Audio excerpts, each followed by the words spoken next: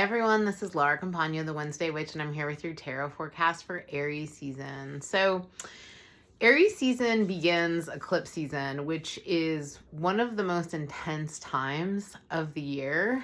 And there's this activation between the Aries area of life where there's growth around self-actualization, autonomy, what is best for me as an individual, enabling me to do better and show up as a more complete person in relationships. And on the Libra side, there is this sense of what do I need to let go of that I have been, where I've been acting not in integrity or things are out of balance, so that in trying to please other people, I actually just ensure I'm unhappy or nothing is really feeling in alignment.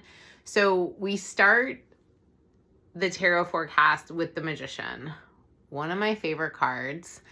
And the Magician is all about that spark, that inspiration, that kind of Aries, like, woohoo, let's see what I can do. I'm on earth with a purpose and for a reason. And, you know, we don't all have to be glorious and the biggest and the best, and the ego can definitely be present with Aries. But the Magician tells us that when we align our inspiration with brilliant ideas and apply our skills and tools, there's really nothing we can't accomplish within our own sphere of influence. So I love to see the Magician. Anytime it shows up, it really is inviting in creativity, fresh perspective, and that invitation to dedicate yourself to something that is inspiring.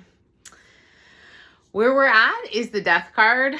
That is intense because Aries is about war. You know, it has brought a lot of conflict to center stage in our lives globally. And also there's been a lot of interpersonal fighting around the bigger conflicts. And so the Death card really asks us to kind of let go and surrender and see what it is that we can release in order for us to find peace. And the Aries new moon on April 8th, which is a solar eclipse, is definitely about going gently. This April is one of the rockiest months astrologically, and there's amazing things that come at the end, but there's really difficult stuff between the 5th and the 12th. So, you know, you just want to wave that white flag of peace as much as possible and think about what you can let go of in order for that new day to dawn. And maybe you have to surrender something that you would rather hold on to or keep, but it's perhaps in the best interest of many more people for there to be that letting go. Our challenge card is actually one of my favorite cards as a Mercury and Sagittarius person.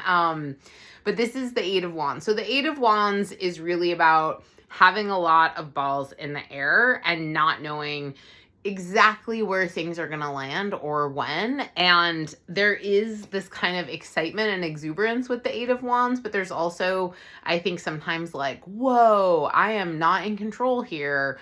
I feel almost like things are spinning out of control or life is veering into the unmanageability category. And, you know, Mercury goes retrograde in Aries on April 1st. Like, it definitely feels like the joke is on us. And we might reconsider things about our identity with Mercury retrograde in Aries, or what motivates us? What is the underlying purpose of our life? What really gets us out of bed in the morning and feels like it makes life meaningful and worthwhile? So, you know, the Mercury retrograde is going to be in effect for 3 weeks, and you really just want to kind of like not presume you know where things are going to end up until it's really over. Like, give yourself to the start of May. Just let everything kind of be in suspended animation and swirling and twirling, because it's just going to keep changing until it's really done. So yeah, give yourself, like, April is woo, I don't know, who knows? So what? More will be revealed. And then May will give us, once we're like deep into Taurus season, we'll have more of those like committed answers to the questions. Final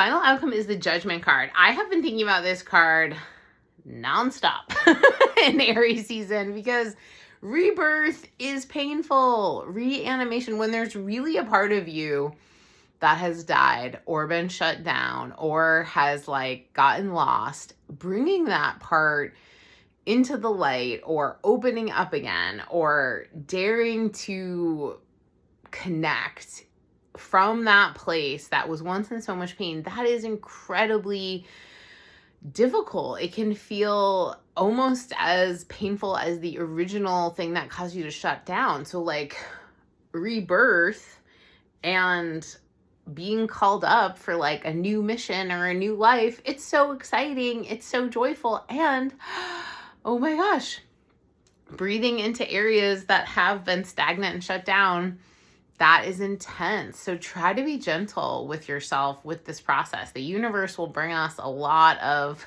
chaos the second and third week in April. So you go gently with yourself and notice what new life wants to be born, because there is something that is miraculously and amazingly reanimating. It's pretty incredible.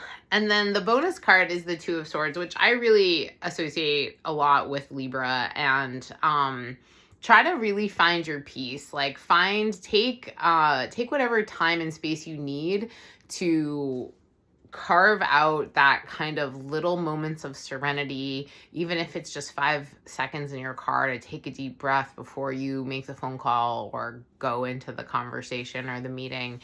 Just really trying to center, trying to find that inner still place. That is going to help keep you on the beam when things get intense. So love to see the Two of Swords, and I hope that Aries season brings you all a very profound rebirth experience. And if you're wondering where it's all landing in your chart, you can book a reading through my website, lauracampagnastrology.com, and let me know how it goes for you.